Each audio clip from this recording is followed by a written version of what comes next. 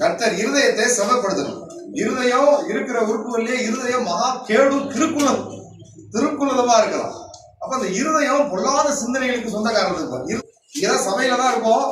ஆனா ஆப்பிரிக்கா போகும், அமெரிக்கா போகும், எங்கெங்கயோ போயிட்டு வரும். இருதயம் சிந்தனையை கண்ட்ரோல் பண்ணணும். ஒருத்தர் சிந்தனை மண்டலத்தை கண்ட்ரோல் பண்ணிட்டான்னா தேவனை தரிசித்தான்னு அர்த்தம். அவன் தேவனை தரிசித்தவன் அர்த்தம். பட்டணத்தை பிடிக்கிறவனை காட்டிலும் தன் மனதை அடக்கிறவன் உத்தமன். பேர் சொல்றார், தன் மனதை அறையை கட்டி கொண்டு போங்கள். அதான் முடியாது. பெல்ட்டை கட்டிடலாம், மனதின் அறையை கட்டி முடியாது. குரங்கு இங்கே அங்கேயும் பாயும் மனசு எங்க இங்க போகும் அங்க போகும். ஒரு இடத்துல இருக்காது, ஒரு இடத்துல தான் உட்கார்ந்து இருப்பான். ஆனா பிசிக்கலி பிரசன்ட், மென்டலி ஆப்சென்ட். அது மாதிரிதான் இருக்கு. இப்ப நாம தேவனை தரிசிக்கணும் அப்படின்னா அவர் தேவன் சாதாரணமான நபர் கிடையாது.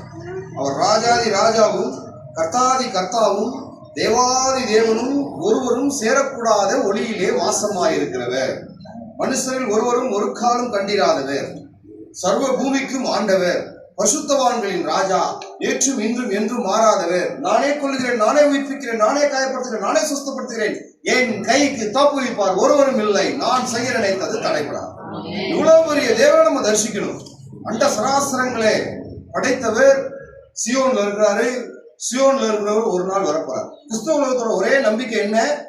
தேவனை தரிசிக்கணும். இல்லைன்னா கிறிஸ்துவம் பொய்யாயிரும். இயேசு வரலன்னா கிறிஸ்துவம் பொய்யாயிரும். எல்லாம் சரியா அதன் காலத்துல நேர்த்தியா நடந்து கொண்டிருக்கிறது. கர்த்தராகிய தேவன் சகலத்தையும் அதன் காலத்துல நேர்த்தியா நடத்தி கொண்டு வருவார். முதலாவது எகிப்து சாம்ராஜ்யம், இரண்டாவது அசிரிய சாம்ராஜ்யம், மூன்றாவது பாபிலோனிய சாம்ராஜ்யம், நான்காவது மேதிய பர்சிய சாம்ராஜ்யம், ஐந்தாவது கிரேக்க சாம்ராஜ்யம், ஆறாவது ரோம சாம்ராஜ்யம், ஏழாவது இப்போது கூட்டணி ஆட்சி. இது பாபிலோன் காலத்திலே, தானியேல் காலத்திலே வெளிப்படுத்தி விட்டது. கூட்டணி ஆட்சி காலத்திலே ஒரு கல் அந்த சிலையை உடைத்து போட போகுது.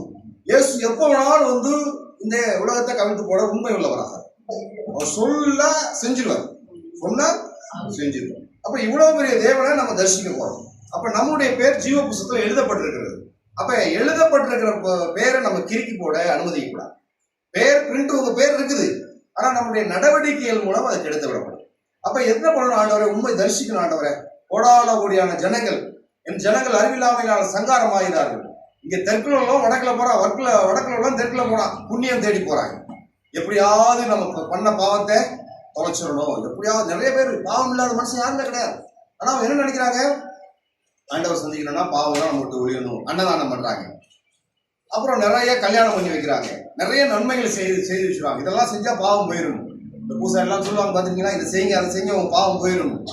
ஆனா பாவத்தை மன்னிக்க மனுஷகுமாரனுக்கு மாத்திரமே அனுமதி உண்டு.